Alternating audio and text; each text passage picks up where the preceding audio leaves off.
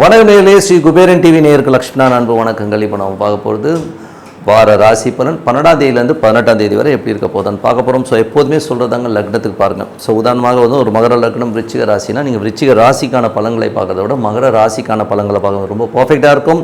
முதல்ல வர்றது பொது பலன்கள். ஸோ அதுக்கப்புறம் நமக்கு டிப் ஆஃப் த வீக் வருது எதிரிகள் பிரச்சனைகள் இல்லை இருக்கிறவங்களுக்குலாம் வந்து ஒரு சூப்பரான ஒரு டிப்பு மறக்காமல் பாருங்கள். தனுசு ராசி. ஸோ தனுசு ராசிக்கு வந்து பார்த்திங்கன்னா உங்களது ராசி அதிபதி குரு. ஸோ குரு வந்து பார்த்திங்கன்னா உங்களுக்கு வந்து பரிவர்த்தனை நாளில் இருக்கிறதா தான் அர்த்தம். ஸோ அது வந்து என்ன மாதிரி விஷயங்களை பண்ணும் அப்படின்னும் போது குருவின் விஷயங்கள் வந்து பார்த்திங்கன்னா வீடு சொத்துக்கள் சம்மந்தமான விஷயம் சூப்பராக இருக்கிறதுக்கான வாய்ப்பு நிறைய இருக்குது. ஒரு பெரிய பணம் ஏதாவது பெரிய பணம் வந்து ஹேண்டில் பண்ணுற மாதிரியான விஷயங்கள் சூப்பராக இருக்குங்க. ஸோ எல்லாமே ரொம்ப நல்லாயிருக்கும். ஏதாவது சொத்து மூலியமாகவோ அம்மா மூலியமாகவோ நில புலன்கள் மூலமாக நம்ம ஒரு பெரிய காசு வர்றதுக்கான வாய்ப்பு தான் நிறைய இருக்குது. ஏன்னா அதில் வந்து பார்த்திங்கன்னா பெரிய கிரகங்கள் போது ஒரு சனி சுக்கிரன் இருந்தாலே ஒரு பெரிய பணம்னு சொல்லுவோம். அதே நேரத்தில் வந்து ஒரு குருவும் சேரும்போது ஒரு நல்ல ஒரு பெரிய பணத்தை கண்டிப்பாக உருவாக்குங்க. ஸோ அது ரொம்ப பெரிய ப்ளஸ்ஸு. குரு எப்படி வந்து பரிவர்த்தனை வருது. நிறைய பேர் கேட்கலாம் என்னங்க குரு அங்கே இல்லைங்களேங்கன்னு. பரிவர்த்தனை. ஸோ குரு சுக்கிரன் பரிவர்த்தனை இருக்கும்போது அந்த மாதிரி விஷயங்கள்லாம் இருக்கும்.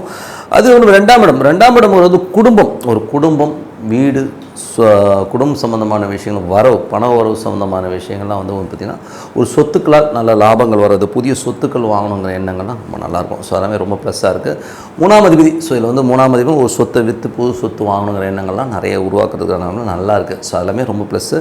இதில் வந்து பார்த்திங்கன்னா அம்மாவுக்கு மட்டும் என்ன ஒன்று திடீர்னு வந்து ஒரு மாதிரி ஒரு மன உளைச்சலையோ ஒரு ஸ்ட்ரெஸ்ஸே இருக்கும். அது ஆச்சு இடமா பேசிகிட்டு இருப்பாங்க. அது அப்படி தான் இருக்கும். கொஞ்சம் அட்ஜஸ்ட் பண்ணி தான் போகணும்னு வச்சுப்போமே. ஓகேங்களா.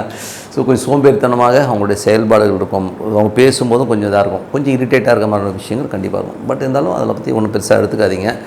அதுக்கப்புறம் வந்து உங்கள் 5ஆம் அதிபதியான செவ்வாய் வந்து 8ல் நீச்சமாக இருக்கும்போது குழந்தையோட நடவடிக்கை. ஸோ குழந்தையோட நடவடிக்கைலாம் வந்து நம்ம மனசு வருத்தம். ஐயோ நடாது இந்த புள்ள இந்த மாதிரி பண்ணுதே அப்படிங்கிற ஒரு மன காயங்களை கண்டிப்பாக ஏற்படுத்தும். ஸோ அதனால் கொஞ்சம் கவனமாக இருக்கணும். ஸோ அது மட்டும் பார்த்துக்குங்க. அதுக்கப்புறம் பார்க்கும்போது உங்களுக்கு 6ஆம் அதிபதி. ஸோ 6ஆம் அதிபதினும் போது உங்களுடைய வேலை சம்மந்தமான விஷயம் ரொம்ப நல்லாயிருக்கும். ஸோ அதனால் நல்ல லாபம் வரும். நல்ல ஒரு வளர்ச்சி எல்லாமே ரொம்ப சூப்பராக இருக்குங்க. அதில் வந்து நல்ல ஒரு மாற்றங்கள் நிறைய வந்து வேலையில் வந்து மாற்றம்னா நல்ல மாற்றம் நல்ல பணம் வர்றதுக்கான அப்படிலாம் ரொம்ப நல்லாயிருக்கு. ஸோ எல்லாமே ரொம்ப நல்லாயிருக்கு. இதில் வந்து பார்த்திங்கன்னா ஏன்னா வந்து சுக்கிரனுங்கிறது வந்து ஒரு பெரும் பணத்தையும் அது வந்து நல்ல நல்ல ஒரு ட்ராவலை கொடுக்கறதுக்கான இதில் வந்து என்னென்னா உடம்பை பார்த்துக்கணும். இதில் மேஜராக வந்து சுக்கிர திசை தனுசு லக்னம் வந்து சுக்கிர திசை புத்தி அந்த நடக்கணும். உடல் ரீதியான விஷயங்களும் கொஞ்சம் கேர்ஃபுல்லாக இருக்கணும். ஏதாவது கால் வலி இருக்கும் இல்லை அடிவயிறு ப்ராப்ளம் வரதுக்கான வாய்ப்பு அது மட்டும் கொஞ்சம் கேர்ஃபுல்லாக பார்த்துக்குங்க. ஸோ அது வந்து கொஞ்சம் நமக்கு டென்ஷனை கொடுக்கும் அப்படிங்கிறத பார்த்துக்கணும். அதுக்கப்புறம் பார்க்கும்போது உங்களுடைய 7ஆம் அதிபதியான புதன் வந்து பார்த்திங்கன்னா உங்களுக்கு 5ல் இருக்கும்போது குழந்தையோட நடவடிக்கைகள் ரொம்ப நல்லா இருந்தாலும் சில நேரங்களில் குழந்தைங்க பேசுகிறது வந்து கொஞ்சம் இடவிடமாக இருக்கும். அதே மாதிரி ஒய்ஃபும் வந்து கொஞ்சம் பேசுகிறது வந்து வெடுக்குன்னு பேசுகிறது எடுத்தறிஞ்சு பேசுகிற மாதிரி விஷயங்கள்லாம் இருக்கும். ஸோ அதனால் வந்து அந்த மாதிரி வியாபாரத்தில் வந்து கொஞ்சம் கடன் ஆகிற மாதிரி ஃபீல் இருக்கும். கொஞ்சம் நெருக்கடியான ஒரு சூழ்நிலை கொஞ்சம் வந்து வேக்யூம்டாக இருக்குங்க கொஞ்சம் வந்து ஒரு மாதிரி இருக்குது அப்படிங்கிற ஃபீலை கண்டிப்பாக ஏற்படுத்தும். ஸோ அதை கொஞ்சம் பார்த்து பண்ணிக்கணும். ஏன்னா வந்து அது புதன் கேதுவில் போகிற வரை தான் அது சுக்கரனு போச்சுன்னா எல்லாமே சரியாயிடும்.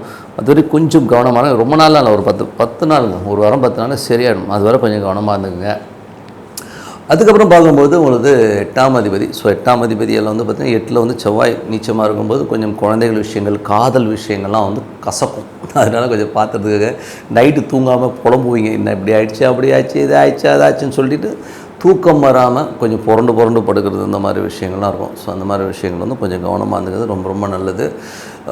அதுக்கப்புறம் பார்க்கும்போது உங்களுக்கு 9ஆம் அதிபதி. ஸோ 9ஆம் அதிபதியான சூரியன் வந்து பார்த்திங்கன்னா உங்களுக்கு வந்து 5ல் இருக்கும்போது கலைஞர்களுக்கு வந்து ஒரு பெரிய வாய்ப்புகள் பெரிய ஒரு வளர்ச்சி கிடைக்கிறதுக்கான ரொம்ப நல்லாயிருக்கு. ஸோ அதில் வந்து ரொம்ப பெரிய ப்ளஸ்ஸாக இருக்கிறதுக்கான ரொம்ப நல்லாயிருக்கு. கலைஞர்களுடைய விஷயங்களில் வந்து பெரிய வளர்ச்சின்னு நல்ல பணம் காசெல்லாம் வர்றதுக்கான இருக்கும். பட் இருந்தாலும் அலைச்சல்கள் கொஞ்சம் ஜாஸ்தி இருக்கும். அதுக்கப்புறம் பார்க்கும்போது பிரயாணம் நிறையா இருக்கும். அப்பா சார்ந்த உறவுகளை வந்து நல்ல ஒரு காசு வர்றதுக்கான ரொம்ப நல்லாயிருக்கு. அதுக்கப்புறம் பார்க்கும்போது 10ஆம் அதிபதியான புதன் வந்து பார்த்திங்கன்னா உங்களுக்கு 5ல் இருக்கும்போது தொழில் ரீதியான விஷயம் ரொம்ப கவனமாக. ஸோ தொழிலில் வந்து ஏதாச்சும் இடவடமாக நிறைய பேர் கேள்வி கேட்குறது ஒரு மன உளைச்சல் வர்றதுக்கான கொஞ்சம் கவனமாக கடன் சம்மந்தமான விஷயங்கள் ரொம்ப ரொம்ப கேர்ஃபுல்லாக இருக்கிறது ரொம்ப ரொம்ப அவசியம். 11 வந்து நம்ம லாபம். ஸோ லாபம்னும் போது அது 6ஆம் இடத்துலேயே வந்து சுக்கிரன் இருக்கும்போது லாபங்கள் நல்லாயிருக்கும். ஸோ லாபங்கள் பொறுத்தவரை ரொம்ப நல்லாயிருக்கும். ஸோ நல்ல ஒரு விஷயங்கள் இருக்கும். கொஞ்சம் உடல் ரீதியான விஷயம், கால் பெயினோ அடி வயிறு பெயின் இந்த மாதிரி விஷயங்கள் வந்து போகும். ஆனால் க்யூர் ஆகிடும், நல்ல பர்ஃபெக்டாக க்யூர் ஆகிடும், எந்த வித ப்ராப்ளமும் கிடையாதுங்க. ஸோ நல்ல விஷயங்கள் நல்ல மாற்றங்கள்லாம் வரணும்னா நல்ல இதெல்லாம் ப்ளஸ் அண்ட் மைனஸஸ் வந்து நீங்கள் அப்ளை பண்ணி பாருங்கள், ரொம்ப பர்ஃபெக்டாக இருக்கும். இப்போ பார்க்க போகிறது tip of the week. So tip of the வீக்கில் இப்போ நம்ம பார்க்க போகிற விஷயம் என்னென்னா எதிரிகளுக்கு எண்டு காடு அப்படிங்கிறத பற்றி தான் பேச போகிறோம். ஸோ என்ன பண்ணலாம்? ஸோ எதிரிகள்ங்கிறது வந்து நம்ம வாழ்க்கையில் வந்து தவிர்க்கவே முடியாது. ஏதாவது ஒரு ரூபத்தில் வந்து எவனாச்சும் ஒருத்தர் வந்து ஆப்பு வைக்கிறதுக்காக சேர் போட்டு உட்காரவங்க நிறைய பேர் இருக்கிறான். நீங்களே பார்த்தீங்கன்னா ஏதாவது ரூபத்தில் அது எந்த சொந்தக்காரனாக இருப்பானால, வெளியிலேருந்து வருவானால, ஆஃபீஸில் வந்து பக்கத்தில் உட்காரவனுங்க கூட தெரியாது, டார்ச்சர் பண்ணி சாவடிக்கிறதுனே நிறைய பேர் இருப்பாங்க. சில பேர் வந்து சேடிஸ்டாகவும் இருப்பாங்க. நிறைய பேர் பார்த்திங்கன்னா உன்னை என்ன பண்ணுறோம் பாடுறாங்கிற மாதிரியான பயமுறுத்தி உங்களை வந்து ஒரு மன உளைச்சல்லே கொண்டாடுவான். அது வந்து ஆஃபீஸாக இருக்கட்டும், பக்கத்து வீடாக இருக்கட்டும், எங்கே வேணா இருக்கலாம், எதிர் வீடாக இருக்கலாம், ஃப்ரெண்டாக இருக்கலாம், எவனா வேணாலும் வந்து உட்காந்து நம்மளை டார்ச்சர் பண்ணுறது நம்ம பார்க்குறோம். சில நேரங்களில் உறவு முறைகள்லையும் இருக்கும். ஸோ உறவு முறைகள்லையும் பார்த்திங்கன்னா ஒரு மாமியாராக இருக்கும், அம்மாவாக இருக்கும், பெத்த அம்மாவுக்கும் பொண்ணுக்குமே அந்த மாதிரி விஷயங்களும் நிறைய நடக்குது நீங்கள் பார்த்தீங்கன்னா. ஸோ அந்த மாதிரி உறவு முறைகளையும் வந்து நிறைய டார்ச்சர் பண்ணுறவங்க நம்மளை வந்து எப்படா இதை விட்டு வெளியில் வருவோம், இப்படி பயமுடுத்தி என்னை டென்ஷனும் டார்ச்சரும் பண்ணிகிட்டு இருக்காங்களேன்னு சொல்கிறவங்களுக்கு தான் இந்த டிப்பு. ஏன்னா வந்து எதுக்கு சொல்கிறேன்னா, இது வந்து கண்டிப்பாக வந்து நீங்கள் அப்ளை பண்ணி பாருங்கள், ரொம்ப பர்ஃபெக்டாக ஒர்க் ஆகும். இது வந்து டெஸ்டடு, ஓகேங்களா? இந்த வந்து பரிகாரம் வந்து நம்ம டெஸ்ட் பண்ணி சக்ஸஸ் ஆன ஒரு பரிகாரம் தான். அதனால தான் சொல்கிறோம், எதிரிகளுக்கு எண்டு காடகான பரிகாரம் என்ன. இதில் வந்து பார்த்திங்கன்னா நீங்கள் கூகுள் போங்க, கூகுளில் போய்ட்டு ஆதித்ய ஹிருதயம்னு அடிங்க. ஸோ ஆதித்ய ஹிருதயம்னும் போது அந்த ஸ்லோகன் என்ன லாங்குவேஜ் உங்களுக்கு தெரியுமா, தமிழ், இங்கிலீஷ் எதில் வேணால் போட்டிங்கன்னா வரும். அது படிங்க.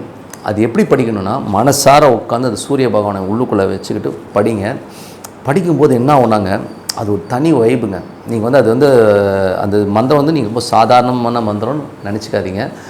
அது வந்து அகஸ்தியர் வந்து ராமருக்கு உபதேசித்த மந்திரம். யாரை எதிர்க்கிறதுக்கு தெரியுங்களா? ராவணனை. ஒரு ராவணனை எதிர்க்கிறதுக்கு ராமர் போருக்கு போகிறதுக்கு முன்னாடி ஆதித்யன், அதாவது சூரியனை வச்சு அகஸ்தியன் வந்து பிரயோகப்படுத்தி இந்த மந்திரத்தை சொல்கிறாமா அப்படின்னு சொல்லி ராமனுக்கு அகஸ்தியன் அருளிய மந்திரம் தான் இது. அப்போ எவ்வளோ பவர்ஃபுல்லாக இருக்கும் பாருங்கள். இது வந்து என் லைஃப்பில் நீங்கள் அப்ளை பண்ணி பார்த்தீங்கன்னா, நான் அப்ளை பண்ணி பார்த்துருக்கேங்க. எப்படின்னா, நான் ஒரு காலகட்டத்தில் வந்து நான் ஒரு கடை வச்சுருந்தேன். எனக்கு எதிர்க்க ஒரு ஆள் இருந்தாருங்க. அவர் வந்து என்னை ரொம்ப டார்ச்சர் பண்ணிட்டார். டார்ச்சர்னால் கொஞ்சம் நஞ்ச டார்ச்சரில் ரொம்ப ஸ்ட்ரெஸ் ஆகிட்டு இருந்தார். ரொம்ப ஒரு மாதிரி நம்மளை ஒரு பெரிய ஒரு மன உளைச்சலே கொண்டு வர மாதிரி சுச்சுவேஷனில் இருந்தது. அப்போது நடாதியம் எதுக்கே உட்காந்து நம்மளை டார்ச்சர் பண்ணுறானே அப்படின்னு சொல்லிட்டு நான் என்ன பண்ணிட்டேன்னா, ஆதித்ய ஹிருதயம் ஸ்லோகனை படிக்க ஆரம்பித்தேன். அது எப்படி படித்தேன்னு தெரியுங்களா? சூரியன் உதிக்கும் பார்த்தீங்களா, காலையில் குளித்து முடிச்சுட்டு அப்படி சூரியன் உதிக்கும் போது அந்த சூரியனை பார்த்து அந்த ஆதித்ய ஹிருதயம் படித்தேன். 3 நாளுங்க, 3 நாள் தான் படிச்சிருப்பேன். அவனை பொட்டி படுக்கையெல்லாம் தூக்கி வெளியில் போட்டு வெளியில் அனுப்பிச்சிட்டாங்க. அவன் அந்த ஏரியாலே இல்லை. இவ்வளோ பவர்ஃபுல் பாருங்கள் அந்த மந்திரம். அதனால் இது ஆதித்ய ஹிருதயம் வந்து ரொம்ப பர்ஃபெக்டாக அற்புதமாக வேலை செய்யும். நீங்கள் அப்ளை பண்ணி பாருங்கள். அதுவும் வந்து உங்களுக்கு வந்து ரொம்ப ப்ரெஷர் அதிகமாக இருக்குது, என்னால் முடியவே இல்லைன்னா சூரியனை பார்த்து படிங்க. அது வந்து டேரெக்டாக சூரியனை பார்த்து படிச்சிங்கன்னா அதோட வைப் வந்து வேறு லெவலில் இருக்குங்க. பண்ணி பாருங்கள், சூப்பராக ஒர்க் ஆகும் சொல்லிட்டு உங்களிடம் விடைபெறுவது உங்கள் லக்ஷ்மி நாராயணன். நன்றி, வணக்கம். ஸ்ரீ குபேரன் டிவியை பார்த்தமைக்கு நன்றிகள். மேலும் இது போன்ற தகவல்களை தெரிந்து கொள்ள ஸ்ரீ குபேரன் டிவியை சப்ஸ்கிரைப் செய்யுங்கள். மறக்காமல் பெல் ஐக்கானை கிளிக் செய்யுங்கள்.